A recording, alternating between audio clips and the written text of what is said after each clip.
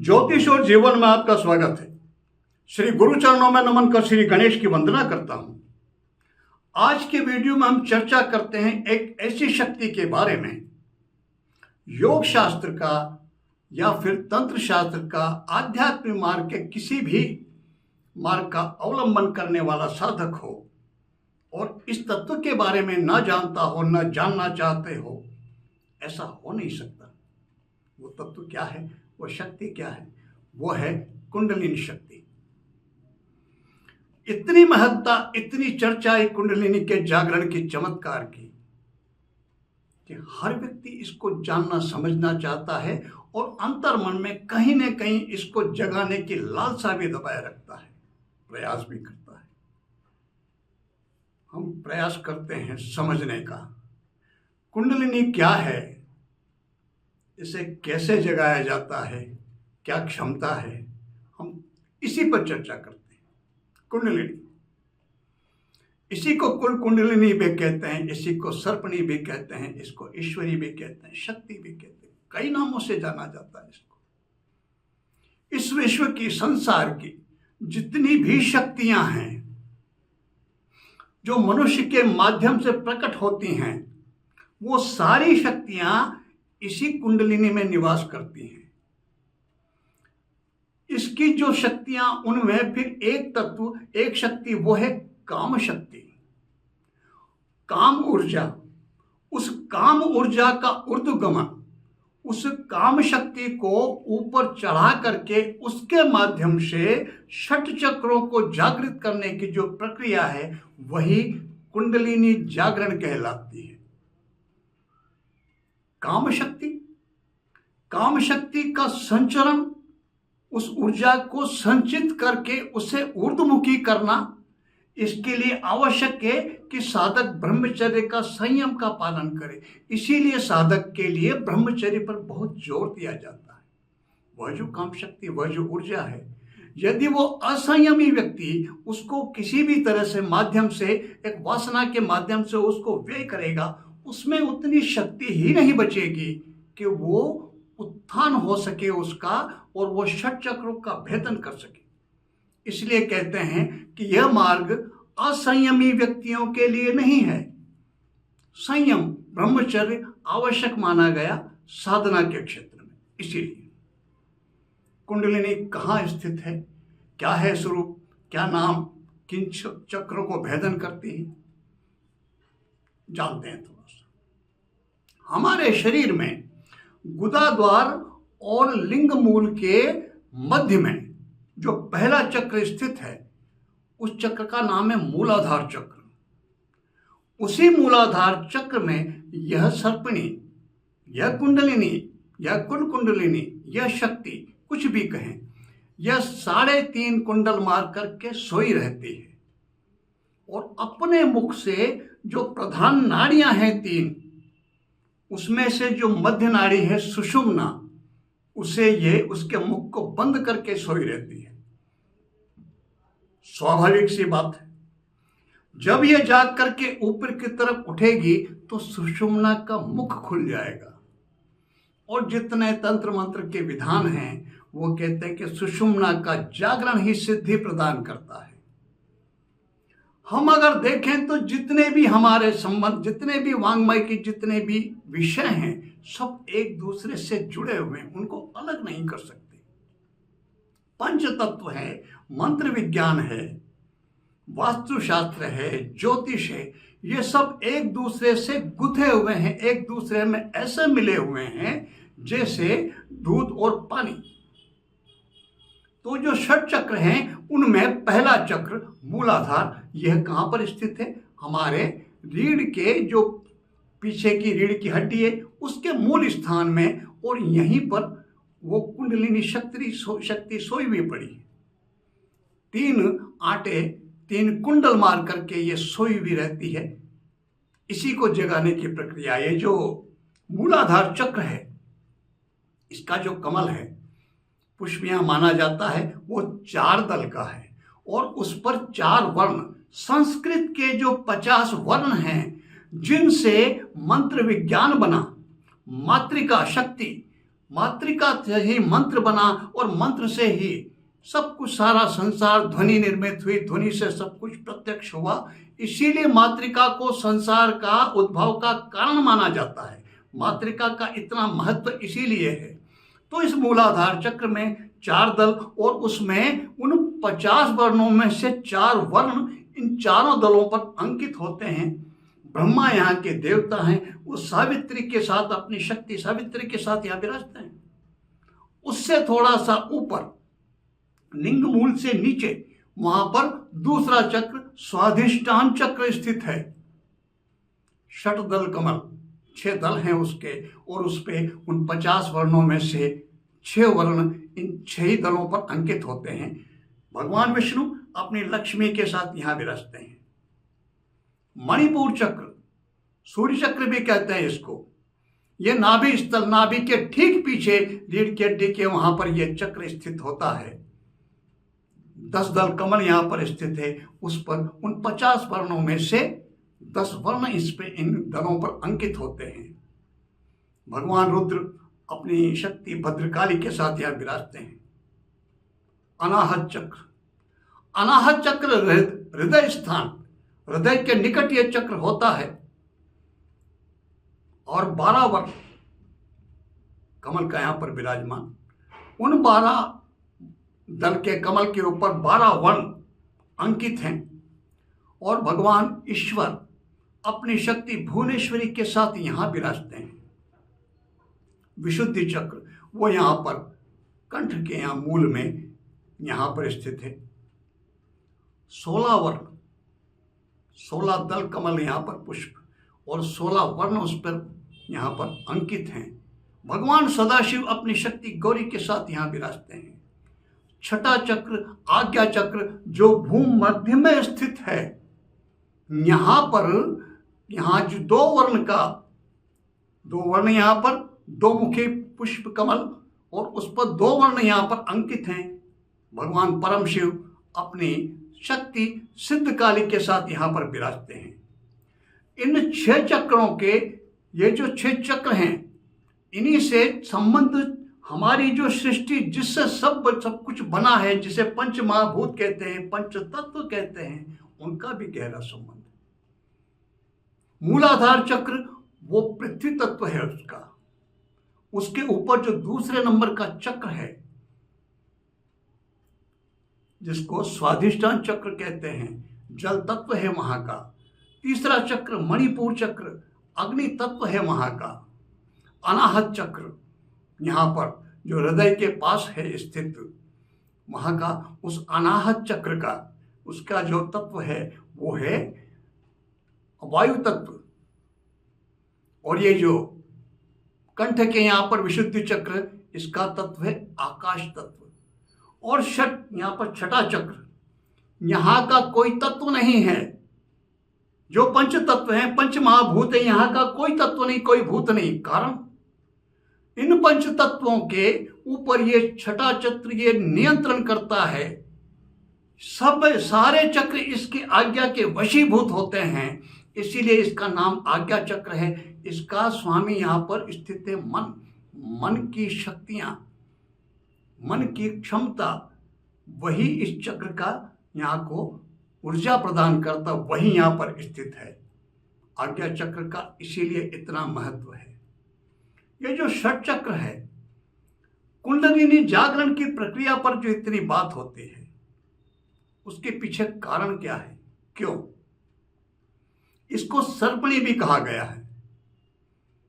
अगर आप देखें प्रत्यक्ष रूप से वैसे भी, तो जो सर्प होता नाग, उसमें उतनी चपलता नहीं होती जितनी चपलता नागिन में होती, सर्पणी में होती। बहुत तीव्रता होती है उसमें, इसको भी सर्पणी माना गया। यह जब उठती है, अपने वेग से जागती है, ऊपर उठते इन 6 चक्रों को भेदन करती हुई जब सहस्त्रार में पहुंचती है, किसी भी साधक के इन 6 चक्रों से गुजर करती है, इनको जागृत करती है और जगाती हुई इनकी क्षमताओं को विस्तार देते हुए, जागृत करते हुए, जब सहस्त्रार जो मस्तिष्क के अंतिम में है, भागमन कपाल के अंतिम वहां पर जहां पर सदाशिव सहस्त्र दल कमल में शिव शक्ति विराजते हैं, वहां पर जब यह पहुंचती है, ऐसे साधक को फिर कुछ भी करना शेष नहीं रहता। उसे कुछ करने की फिर आवश्यकता नहीं रहती और कुछ भी उसके लिए असंभव भी नहीं रहता। वह सर्वशक्तिमान हो जाता है, वह साक्षात शिव स्वरूप हो जाता है। ऐसा ही साधक जिसकी कुंडलिनी शक्ति मूलाधार से उठ करके 6 चक्रों को भेदती हुई सहस्रार में पहुंच जाती है और यहाँ पर जब जागृत होकर के शिव शक्ति के मिलन की स्थिति यहाँ वो स्थिति उत्पन्न करती है, ऐसा साधक फिर कहता है अहम ब्रह्मास्मि, मैं ही ब्रह्म हूँ, शिवो अहम, मैं ही शिव हूँ। लेकिन यह स्थिति आसान नहीं है, बहुत दुष्कर है, बहुत कठिन है। उस कुंडलिनी शक्ति को सर्पणी क्यों नाम दिया गया, कोई और नाम क्यों नहीं? वो एक इशारा है इस बात का कि वो बहुत खतरनाक है, नागिन की तरह से। नागिन जिस तरह से जीवन के लिए घातक सिद्ध हो सकती है, वैसे ही इस कुंडलिनी के साथ छेड़छाड़, बिना योग्य गुरु के सानिध्य के इसको जगाने की प्रक्रिया करना, वो भी किसी नागिन के साथ छेड़छाड़ जैसा खतरनाक हो सकता है, नुकसानदायक हो सकता है। ये इशारा है इसको सर्पणी नाम देने का। यही कारण है कि इसके बारे में बहुत सचेत और सावधान रहने की और बिना गुरु के इसको जगाने की प्रक्रिया की तरफ सोचना भी नहीं चाहिए, ऐसा कहा जाता है। ये जो पंच तत्व हैं, इन पंच तत्वों में अगर हम ध्यान दें तो पहला तत्व पृथ्वी तत्व, वह एक स्थूल तत्व है, उसी से यह समष्टि सारा संसार सब कुछ बना है। दूसरा तत्व, वो तत्व स्वादिष्ठान, वहां पर काम शक्ति वहां पर स्थित है, वहां का स्पंदन ही व्यक्ति में काम तत्व को उद्वेलित करता, उसे जागृत करता है। और वहां पर विराजते कौन है? विष्णु और लक्ष्मी। उसको स्वर्ग भी कहा जाता है, वैकुंठ वहां माना गया है। क्यों? कारण भगवान कहाँ विराजते हैं? विष्णु, वैकुंठवासी माना गया उनको। और वो जो तत्व है काम तत्व, वह तत्व स्त्री पुरुष के संयोग में जो झलक आनंद मिलता है, उसको काम शास्त्रों के अध्ययन करें तो उसमें कहते हैं उस आनंद को स्वर्गिक आनंद कहा जाता है, लेकिन वो झलक भर है। कोई भी काम व्यापार में उतरने वाला, चाहे स्त्री हो या पुरुष, सतत उस आनंद का अनुभव नहीं कर सकता। यदि उस झलक को सतत अनुभव करना हो तो फिर उस काम व्यापार को, उस शारीरिक संयोग को छोड़ करके फिर योग मार्ग का अवलंबन करना होता है। और जब योग मार्ग के अवलंबन में उसके माध्यम से जब सतत उस आनंद की अनुभूति कोई साधक करता है तो फिर स्वतः वो ब्रह्मचर्य को उपलब्ध हो जा, ब्रह्मचर्य को उसको प्राप्त हो जाता है, वो ब्रह्मचर्य उसे सिद्ध हो जाता, फिर ध्यान ही नहीं जाता। तो तीसरा तत्व वो है, जो चक्र है तीसरा, वो है मणिपुर चक्र। वहां पर क्या है? वहां पर अग्नि तत्व है, सूर्य चक्र भी कहते हैं उसको। इन तीनों चक्रों का संबंध हमारे स्थूल शरीर से है। पृथ्वी तत्व वो है ही, हमारा शरीर मिट्टी से बना है, कहते हैं ना मिट्टी का शरीर मिट्टी में ही मिल जाएगा। दूसरा काम तत्व शरीर से संबंध है उसका, और तीसरा अग्नि तत्व, उसका संबंध है पाचन क्रिया से। यदि व्यक्ति की पाचन क्रिया सही नहीं होगी तो उसका स्थूल शरीर स्वस्थ नहीं रहेगा। व्यक्ति के स्वस्थ रहने के लिए उत्तम खाद्य पदार्थ, उत्तम भोजन ही पर्याप्त नहीं है। उस पर्याप्त भोजन का उसका पचना वह भी आवश्यक है। और दूसरा जो तत्व है जल तत्व, वो क्या है? रस, उसका रस बनना। दूसरा चक्र है वह स्वादिष्ठान का स्थान है, रस जल, उसका पर्याप्त रस बनना, और उस रस का जो प्रथम है मूलाधार शरीर, उसमें लगना, तभी व्यक्ति का शरीर स्वस्थ रह सकता है। तो इन 3 तत्वों तक हम देखते हैं कि स्थूल शरीर का संबंध है। फिर चौथा तत्व आता है अनाहत चक्र, जो हृदय के पास है। उसका संबंध है भावनाओं से, उसका संबंध है प्रेम से, उसका संबंध है दया से, अपनेपन से, किसी के प्रति अपनापन होना, परायापन होना, प्रेम भाव होना या फिर प्रेम भाव का ना होना, इन सब बातों का संबंध हृदय से है। तो अनाहत चक्र में किसका संबंध? हृदय से, भावनाओं का। और इस अनाहत चक्र पे जाकर के स्थूल शरीर का संबंध समाप्त हो जाता है। 3 चक्रों तक स्थूल शरीर, और स्थूल शरीर के अंदर एक विशेष बात वो ये कि स्थूल शरीर में जो मूलाधार चक्र पहला, वो संबंध किससे है? उसका जो पुरुष है, उसका पुरुष है, वो स्थूल शरीर पोषण पुरुष। और दूसरा उसका जो अंतर शरीर है, सूक्ष्म शरीर, वो होता है स्त्री का। ठीक ऐसे ही स्त्री का जो स्थूल शरीर स्त्री का होता है, उसके अंतर का जो दूसरा शरीर है वो होता है पुरुष का। तो ये चौथे तक यहां पर ये भेद चलता है, स्त्री पुरुष, स्त्री पुरुष। इन चारों को क्रॉस होने के बाद इन 4 चक्रों तक ये भेद है। इन 4 चक्रों के बाद ये भेद समाप्त हो जाता है। इन चारों चक्रों के जागृत होने के बाद फिर स्त्री और पुरुष का भेद नहीं रहता।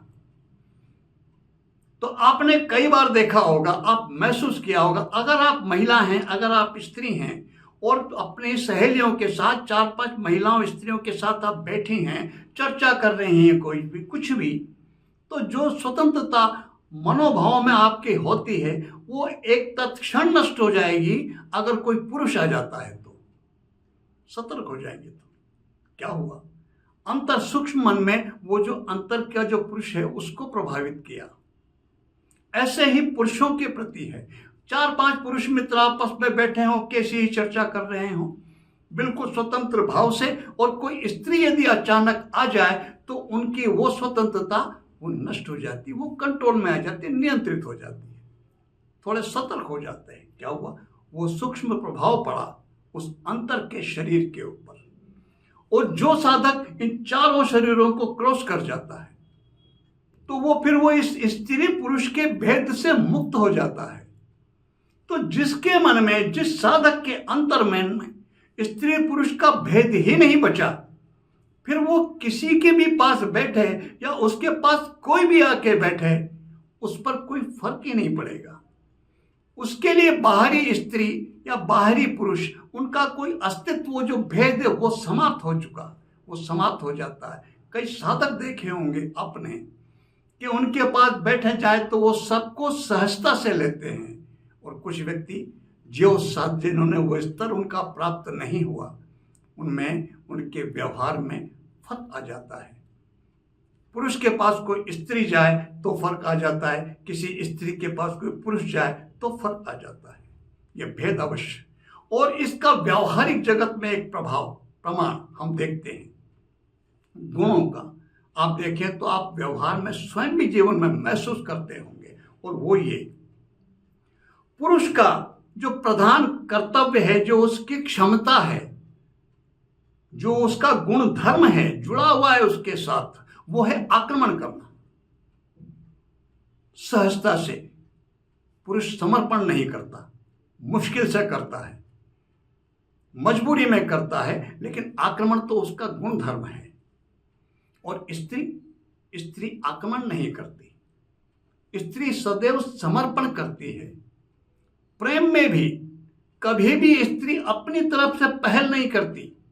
अगर वो किसी पुरुष के प्रति प्रेम के मन में उसके प्रेम उत्पन्न हो भी जाए, वर्षों गुजर जाएंगे, हो सकता है जीवन गुजर जाए, वो कभी पुरुष को ये नहीं कह पाएगी कि मैं तुमसे प्रेम करती हूं।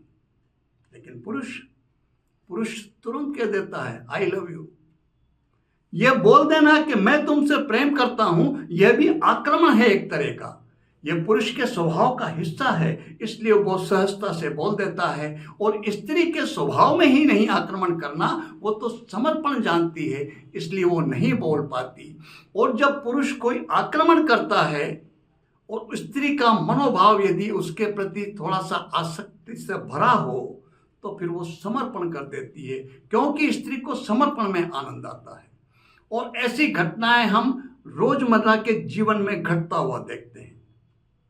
कोई अधिकारी, कितना ही बड़े अधिकारी हो, कोई बड़ा व्यापारी हो, कोई बड़ा बिजनेसमैन हो, बाहर उसका वर्चस्व बहुत बड़ा उस व्यक्ति का, सब उसके सामने समर्पित रहते हैं, कांपते हैं उससे, उसका ऑरा ही कुछ ऐसा।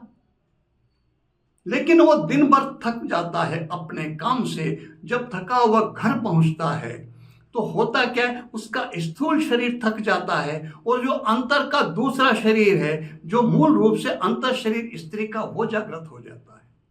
उधर घर पर, वहां पर जो उनकी माल की धर्मपत्नी है, वो भी दिन भर के अपने घर के खटकर्म से थक जाती हैं और उनका स्थूल शरीर थक चुका होता है, वो बैठी हैं, लेकिन वो बैठे हुए का स्थूल शरीर दिख रहा है स्त्री जैसा, अंतर में वो स्त्री नहीं है, अंतर में तो वो है पुरुष। ये बाहर से पुरुष रूप में पति जब घर पहुंचता है, अंतर में स्त्री जागृत है, उसके मन में जो मन स्थिति वो स्त्री जैसी है, और वो वहां बैठे अंतर पुरुष के सामने समर्पण कर देता है। इसलिए देखते हैं, अगर कई नौकरों के माध्यम से या स्वयं का अनुभव देख लें तो एक बात देखते हैं फिर हम, कि बाहर जिनका कितना ही वर्चस्व हो, कितने ही सामर्थ्यवान व्यक्ति हों, वो जब घर पहुंचते हैं तो अपनी पत्नी के सामने वो सेवक की तरह से, दास की तरह से समर्पित होते हैं। उसके पीछे मनोवैज्ञानिक कारण ये है, वो भेद है स्थूल और सूक्ष्म शरीर का, पुरुष और स्त्री के शरीर का। तो ये स्थूल और जो सूक्ष्म शरीर का भेद है, षट चक्रों के आधार पर ये 4 चक्रों तक ये भेद काम करता है। 4 चक्रों के बाद ये भेद समाप्त हो जाता है, फिर ये भेद नहीं रहता। जब ये भेद नहीं रहता तो फिर स्त्रियों के लिए बाहरी पुरुष नहीं रहते और बाहरी पुरुष के लिए बाहरी स्त्रियां नहीं रहती। बहुत गहन विषय है ये। आज के इस वीडियो से चर्चा शुरू की है। आज के इस वीडियो में इतना ही, आगे चर्चा करेंगे अगले वीडियो में और इसके कुंडलिनी के बारे में विस्तार से, और समझते हैं जागरण के बारे में और इन शक्तियों की शक्तियों के बारे में, इनका आम साधक कैसे लाभ ले सकता है, इनको चैतन्य करके, इन्हें जगा करके किस तरह ये हमारे लिए सहायक हो सकते हैं, मददगार हो सकते हैं, इस पर चर्चा करेंगे अगले वीडियोज में। आज के वीडियो में इतना ही। भगवती आप सब पर कृपा करें, इसी प्रार्थना के साथ मैं आप सबको नमन करता हूँ। नमस्कार।